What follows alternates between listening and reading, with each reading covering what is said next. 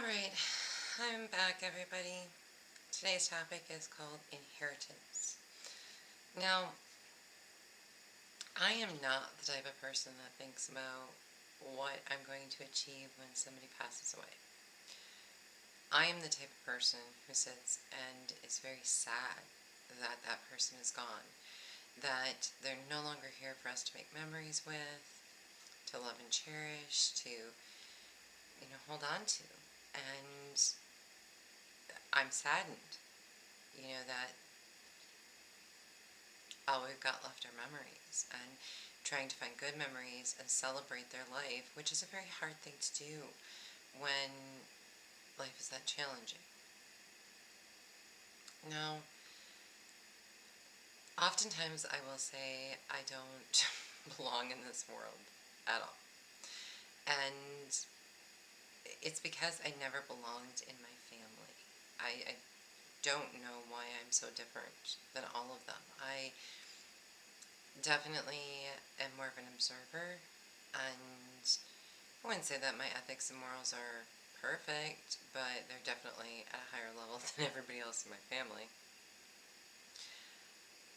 I really got thinking about inheritance, what people leave behind, at a very young age. Now, if somebody does leave me something behind, we're going to use my grandmother here first. When she did pass, um, it was maybe a knick-knack or two just to remind me of her that I always saw in her china cabinet every time we went to her house. Or the piano that I would sit down and not know how to play as a small child and play away. And I do remember my grandmother telling me once, when I was taking lessons because it sounded legit. And my mom was like, no, she doesn't know how to play piano. I always wanted to learn how to play, primarily because my grandmother had that piano in the kitchen. I would always get to play on it. She loved that. When us kids would, play on that, and the noise never bothered her. Now, the reason I mentioned my grandmother, my sister ended up getting the piano. I got really nothing. They gave me no memory of my grandmother at all. Nobody in my family gave me even a knick-knack. Nothing. I helped plan the funeral. I was the last person, besides my grandfather, that saw her live. I was at work, and it was right around Thanksgiving, and it was a Tuesday night. And Thursday and Friday we would get holiday pay for Thanksgiving, but we had to work on Wednesday and Monday. And that Tuesday night, I remember telling my husband, I said, I gotta pack a bag and I have to go spend the night with my grandmother. It means I'm gonna have to call in sick on Wednesday and give up the holiday pay, but I have to do this. Something says I have to be with her in the hospital. And, my husband and everyone else goes, she's coming, they're releasing her on Thursday on Thanksgiving Day, and you're gonna have Thanksgiving at her house, and everything's gonna be fine, don't worry. She had just had heart surgery, and she was dying of pancreatic cancer. And just something, I hadn't talked to her in about a month, and something in my gut was like, no, I've got to go. And I have to spend the night. And so I packed up like CDs and books and different things so I could just stay awake all night with her. I went and visited, and while we were there, it was getting late, and she loved it. She was like, oh, Carrie. She was so excited to see me, and I said, oh, you're going to outlive me. And, me and her always joked around, and she loved that. That she could just laugh and joke, and it wasn't about life or death. It was just, a true connection. Well, late, it was getting late. Visiting time was done, and my grandfather was still there. And I told him I'm going to spend the night, and my husband was getting ready to leave. And my grandfather was like, no, no, no, I'm going to be here with her all night long. You go home. You go home. I said, no, I really think I should stay. He's like, no, no, I'll be with her. Don't worry. So I did go home. Biggest regret of my life. I was at work the next morning, and it was like 9 or 10 o'clock in the morning, and my mother called and told me my grandmother stepped out of bed to get dressed and fell dead of a heart attack. Right there. I was supposed to be there. And then we planned her funeral and Thanksgiving, and that was the last of it. Everybody else took her stuff. I got nothing, no memory except that regret that I was supposed to be with her. God told me in my gut something wasn't right. And I at least listened, and I went to see her. I got to be one of the last people to see her. And that makes me feel good that she had that fond memory of me yet in her. And that is the best gift. That is the very best gift. That I got to say goodbye on our terms in a really happy way. And that I can live with. Now, the reason that I'm so hung up about my grandmother is because when I was a young girl, we lived in the country and we didn't have a pool or anything, and the kiddie pools were getting too small. My parents got this silver cow tank that cows drink water out of in the field. We put it in the backyard and we would fill it with ice cold water and hope it would warm up. And it wouldn't, but at the end of the day, whether you were, picking rock or whatever you were doing all day long in the fields, it felt great to just sit in that water. Even if it was cold yet. And so we would sit in there, and one time I remember my mother adding water to it, going, us saying it would be great if we had a pool to swim in. And my mother going, well, when grandma dies, we'll get a pool. And I was between 12 to 14 years of age. I remember just being mortified and staring at my mother. It was granted her back because she was not looking directly at me. And just forever, I'll never forget it. I'll never forget. I just stood there like when grandma dies. Like, it was the first time it really hit me that people die. And my mother's talking about when grandma dies, we're going to get something good out of it. And I remember thinking, I never want to have a pool. If grandma has to die for us to have a pool, I don't want a pool. And that's when I knew I was quite different than the rest of my family, who was constantly thinking about what they could get out of something. And I had a different value for things, human life, a whole different perspective at a very, very young age. Even with, and I normally wouldn't say, I would say, well, that's my mom and my dad that are like that, but my sister even, we had a big family feud, and me and my mother, decided twice I've been exiled from the family, and this time, I've estranged myself, and I said, I'll never go back. I'm done with this. First estrangement was like, I don't know, 5 or 6 years, and the second one was like 20 years, and now I'm like, just make it an eternity. Let's just call this good. We have no bond or connection, not with me anyway. And my sister, during this family feud, I was talking to her, and I said, I really don't want anything to do with mom and dad. I can't do this anymore.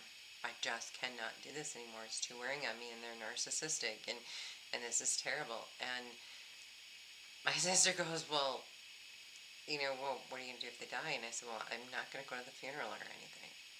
I says, when I disassociate, It's over. It's done. I said, and I just can't do this. It's too wearing on my soul.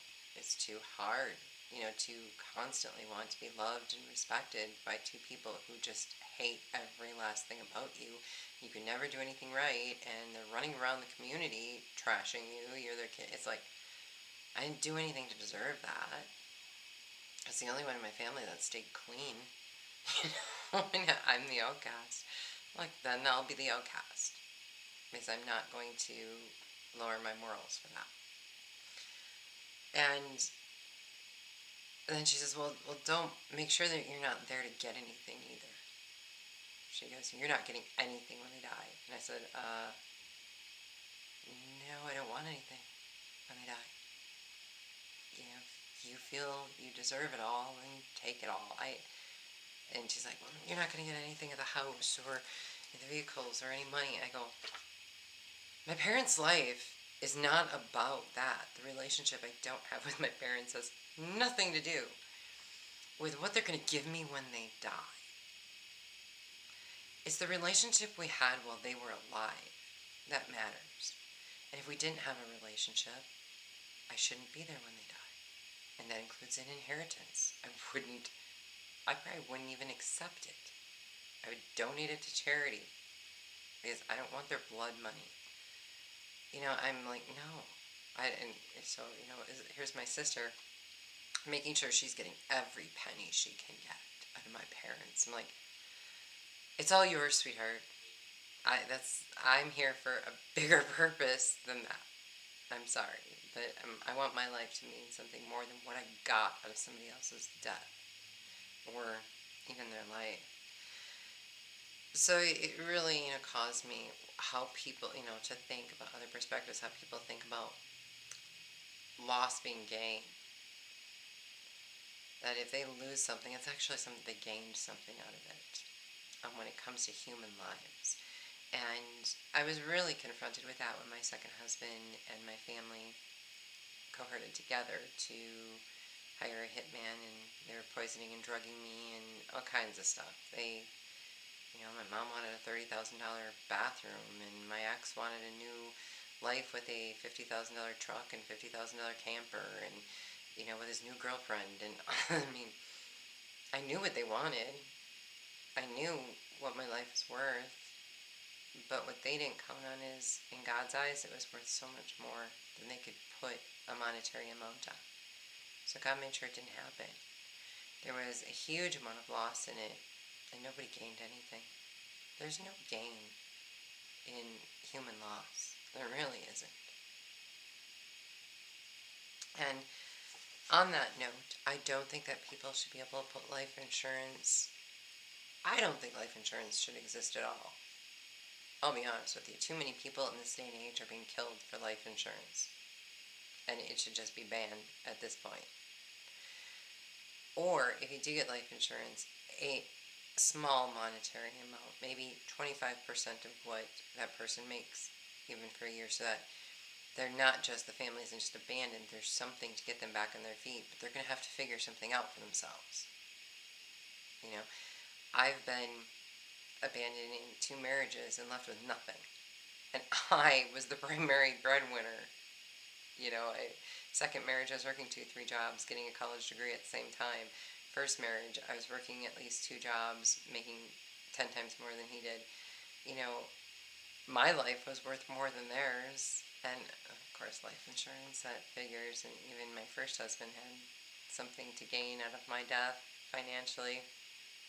So it was quite amusing when I realized all the people around me were more concerned about what they would get out of my death than what it was worth having me here on earth.